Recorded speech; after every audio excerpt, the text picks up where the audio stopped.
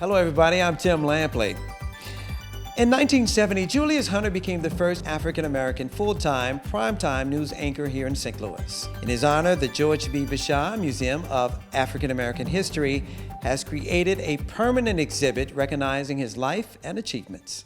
Owner Calvin Riley explains why this exhibit stands out from others. I was in a estate sale. Julius Hunter was selling his condo. I didn't know that was his home until I got there. And they said, well, Julius Hunter is going to be getting rid of some more stuff. So they kind of introduced me to him. And that's how he got started. He started allowing me to come pick up the stuff in here, and that's how it came about. Because when Julius Hunter first came to see this room, he had no idea how it was set up. I set it up. When he came in here, he said, I had this much stuff. That was his words. And because he had given me stuff, but he didn't know how much. But he was really honored and impressed with how I organized, set up this room. And he's proud of it. We had it open here back in August, and he was here, and his friends was here. His news director that hired him, he flew here for it, and Julius was excited. He was happy.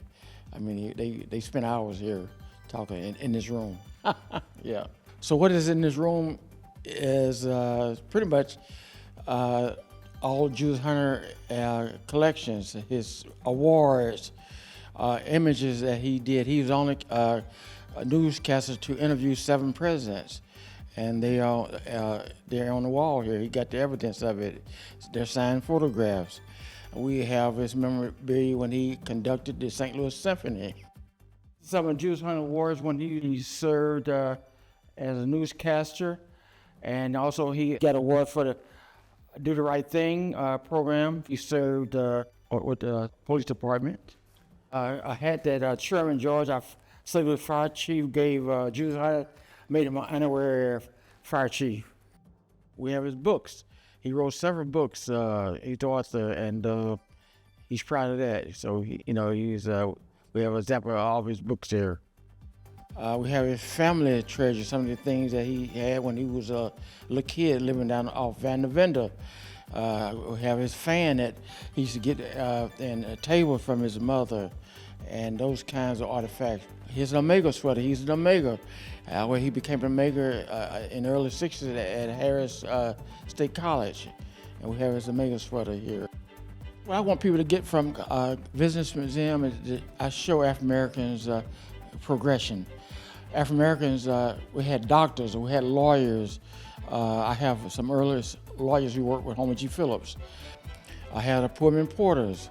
I had a KKK, the Ku Klux Klan. A lot of people say, well, why do you have a KKK? Because it needs to be told. I have an Aunt and Mama kitchen here, because they took all those negative images off the market, but it should be told. I have a rare Aunt and Mama griddle where black women would go in restaurants and fix pancakes. I mean, you don't see them. It's very, very rare. It was made in Kansas City by the Coca-Cola Company. We don't believe there's more than 10 of them that exist. And I have one of those. I have barbershops. A lot of people don't know African Americans used to command the barber trade. Even August Bush, his barber was a black man. This is important to St. Louis because we should remember St. Louisans. I mean, African-American history has never been on the forefront. They're trying to decide what should be taught in African-American history. And I always tell people, it's quite simple. Tell the truth. That's all you got to do. You don't have to make it up anything. You don't have to water it down. You don't have to do anything. Just tell the truth. It's there. It's written.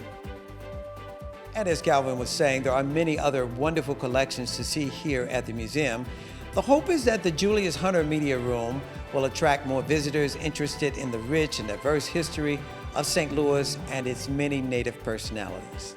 I'm Tim Lampley, and for all of us here at STL TV, stay tuned and experience St. Louis.